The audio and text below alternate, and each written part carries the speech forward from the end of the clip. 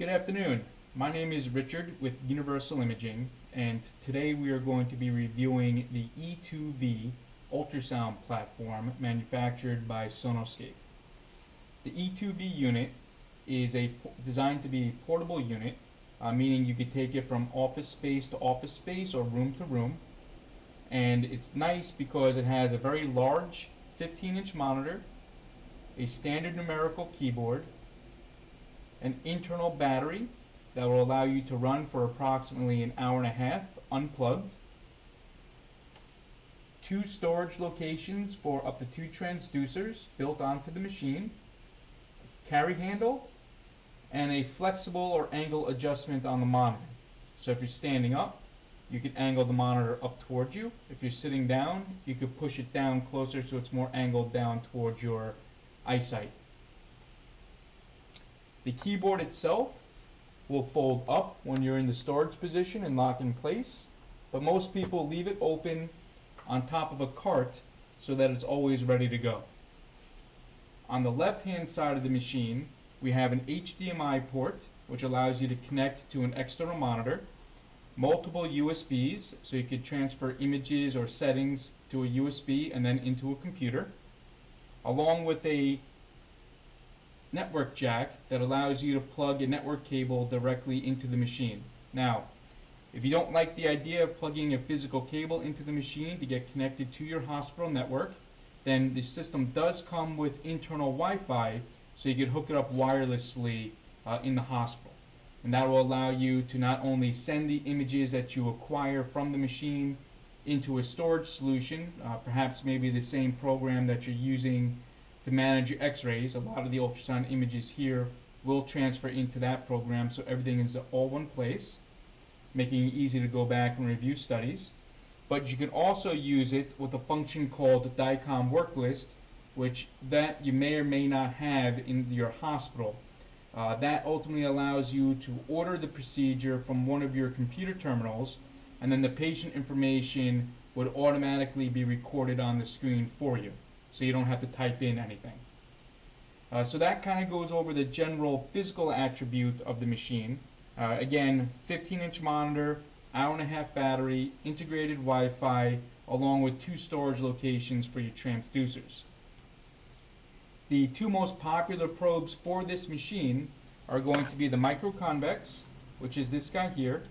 The microconvex ranges from 3 to 13 megahertz and has a footprint more or less the size of your thumb. Alright, that allows you to get in and out of those smaller spaces, perhaps maybe on a small cat or a small dog, and the frequency range of 3 to 13 megahertz allows you that fine near-field resolution on smaller patients, along with the penetration that you'll need on the deeper chested animals. The linear transducer, right, which is the flat one here, is good for what we consider superficial examinations. Right, this one I believe goes up to 16 megahertz, so looking at cat spleens, kidneys, adrenals, maybe some thyroid and musculoskeletal exams will always come out nicer here. If you're the type of practice that sees a lot of exotics, this might be a good extra transducer to have, but not 100% necessary. This one, the microconvex, is the bare minimum you need to do any type of ultrasound procedure on companion animals. Right, so that kind of goes over again the physical aspect of the machine, the 2 most popular transducers, along with kind of what you can expect as far as a total package hardware-wise. The other benefit you have, if you do grab the 2 probes, you can plug both of them into the back of the machine at the same time, so when you're switching back and forth, it's just a matter of hitting a button here. All right, so what we'll do now is dive in a little deeper onto the software section of the machine.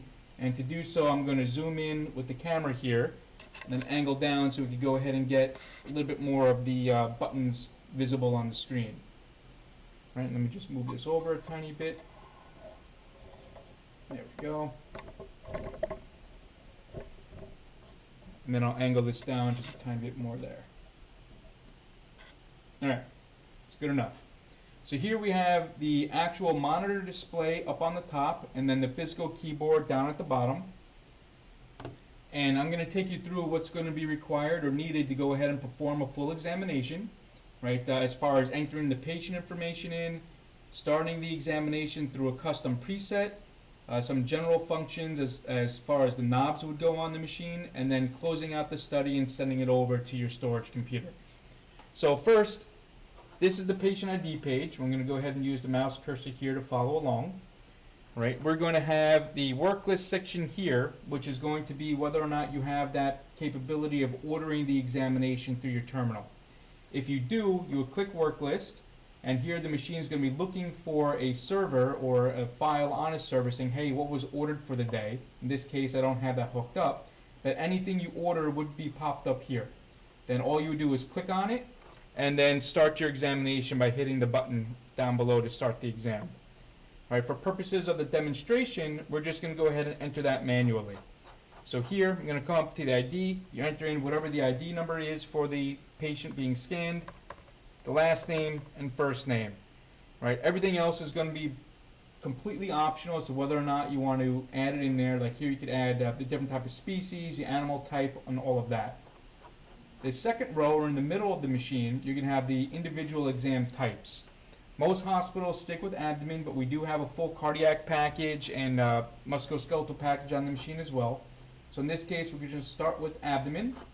Then we're going to come on down and click OK. All right, once we go ahead and click OK, the machine will start itself up, go straight to the assigned preset that it was designated to go to, and you're off and scanning. All right, so in this particular case, I just want to go ahead and show you how to go about changing presets. So depending on whether or not you're doing a small dog or a cat or whatever it might be. So in this case, it defaulted to the microconvex probe, again 3 to 13 megahertz. If I push the probe button on the top left, it's going to go ahead and pull up and show us what is connected to the machine. So if you remember, I had said that the system comes with 2 probe sockets in the back. So in this case, I have both the microconvex and the linear plugged in. I could go ahead and take my cursor here. I'm on the microconvex, and then as you can see, we have different exam types all pre-programmed in here for you. All right, now once you get the machine, we could go ahead and customize these settings so they look the way that you want the images to look. But in this case, this is just kind of our canned presentation, so the image settings are the image settings. If I want to go ahead and switch to the linear probe, I just take the cursor, hover over the linear, and there you see we have a couple different options. In this case, it was set up for doing some horse work. Right, in your particular situation, it'll still most likely be canine and feline abdominal. And again, these all just correspond to the imaging settings and measurement packages that you want to go ahead and use. So in this case, we'll go ahead and start with the medium canine, which is this guy here. Just going to press the enter button, which is at the 3 o'clock position to the trackball. The machine sets itself up as far as the appropriate frequency range, dynamic range, depth, focal position, etc. Right now, of course, you have the flexibility to adjust all of that per your liking. To do so, it's fairly lined up correctly here, but as you can see, you have 6 knobs on the bottom of the screen. Those 6 knobs correspond to the 6 columns or 6 rows that you get at the bottom of the monitor.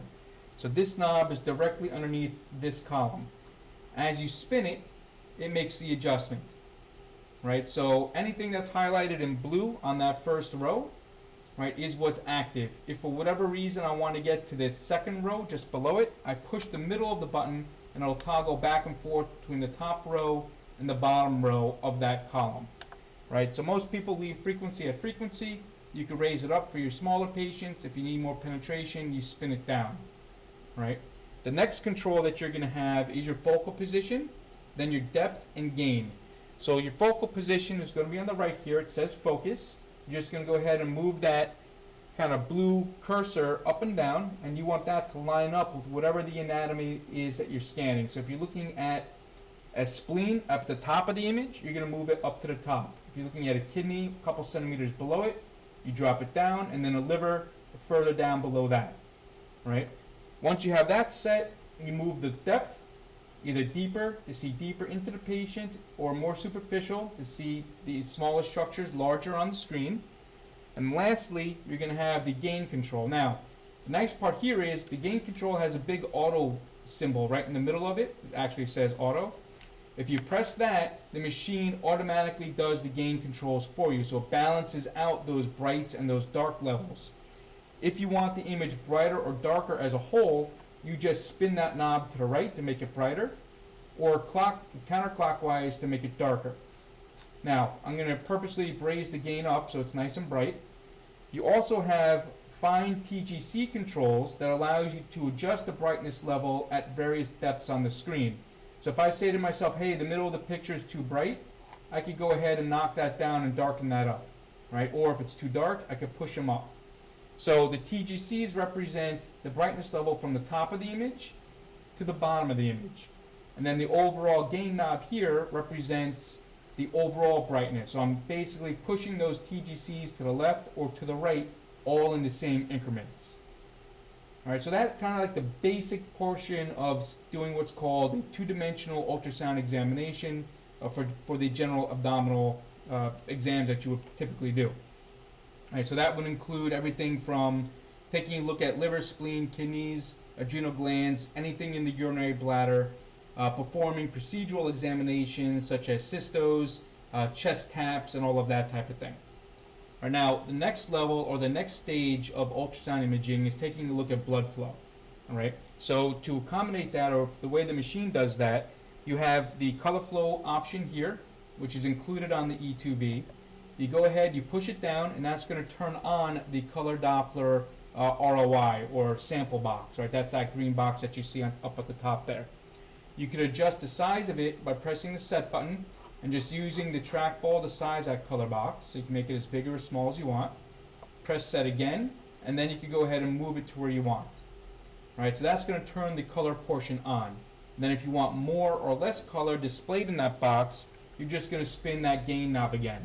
All right, so the gain function here does a 2D gain control on 2D images. It does your gain control on your color Doppler, as well as your gain control on the spectral Doppler.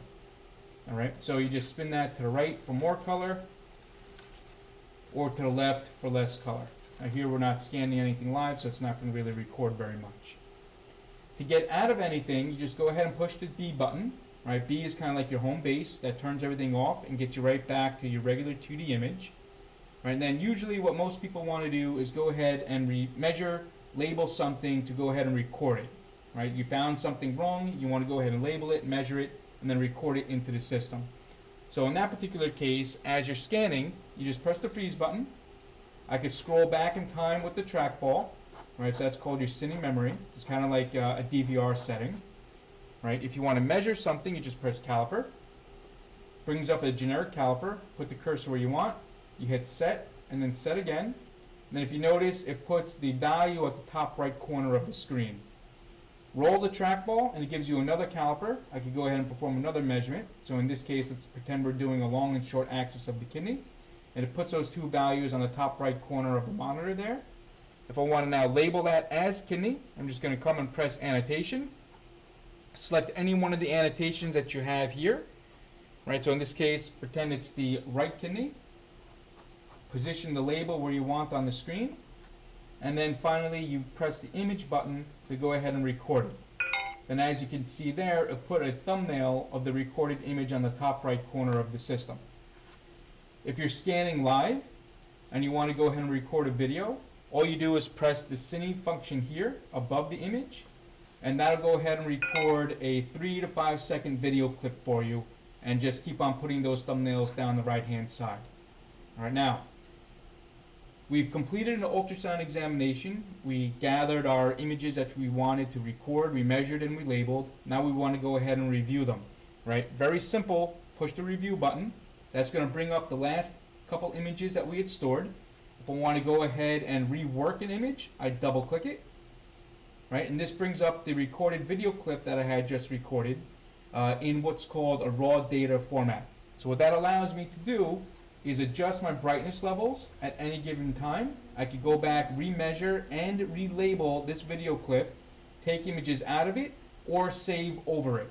Right, so that way if you have a wiggly patient, you could go ahead, perform your ultrasound exam, go back to it later on while the patient goes and chills out, perform your measurements, your labels, save everything, and then finally end the examination.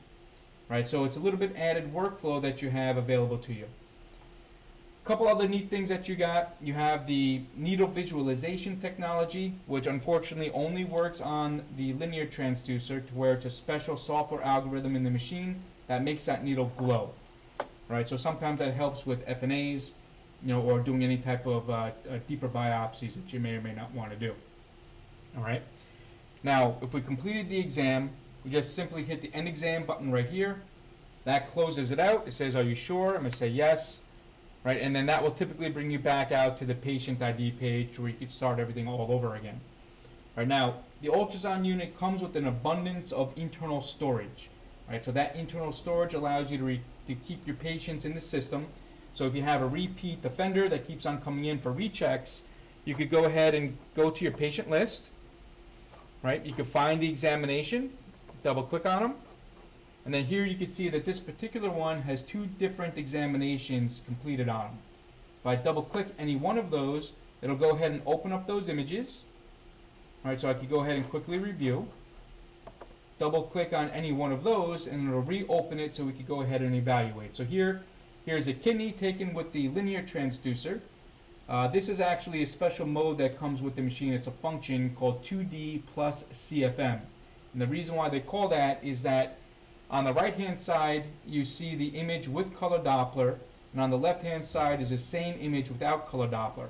They are both acquired at the same exact time, so you're scanning in real time with and without the color turned on. Right, so sometimes that helps you kind of visualize the structure or help you find a vessel a bit easier that you can now trace back to a structure that you want to go ahead and measure and or label. Right, but for purposes of this, because we have some nice images in here, I'm going to show you that you can go ahead and adjust everything again post-examination through that raw data function. Right, you can then take the cursor, and as you see on the right hand side, you have all the different images that you can kind of toggle through.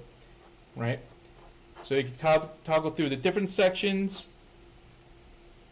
See some bowel, some nice looking bowel images there, right? And then you can go to the high definition zoom and see that same piece of bowel really zoomed in. If that looks a little bright for you on your end, we could dial that down a little bit with the overall gain, and there you can see there's absolutely no problem measuring the bowel wall thickness there. There you see some movement going through the bowel as well. So that's about probably 4 times zoomed. So that goes to show the point of the linear image quality that you're able to get. Right, if I come out of this, I can very quickly switch to the other examination up here. So because it's the same patient with multiple exams in it, I could go ahead and use a drop down here and then choose the other examination. Right, so there you see it opens up, same patient, different exam, and then same concept. We could go through the different images. You could open them up, rework them, relabel them, whatever it is that you want to do. All right, when we're done, just go back out to the patient ID, and we're ready to rock and roll.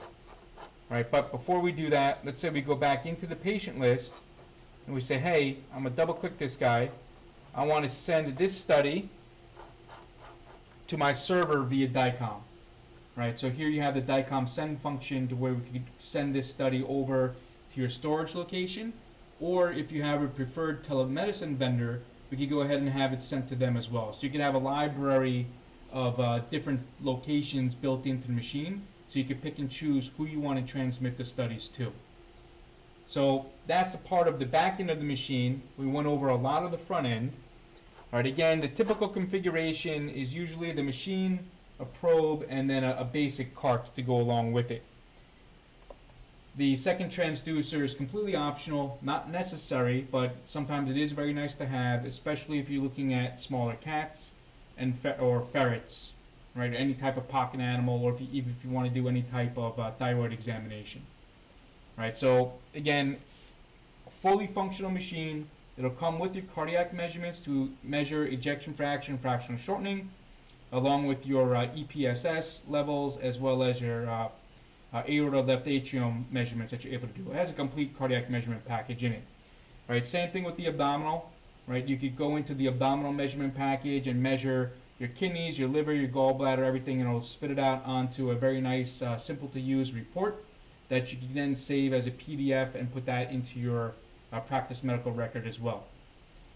Okay, so that, for the most part, concludes the general presentation on the E2V ultrasound platform. It is a higher level entry system, right? That'll be good for doing all general purpose ultrasound examinations along with all of your procedural exams as far as doing cystos, taps, biopsies, etc. If you have any questions, please feel free to reach back out.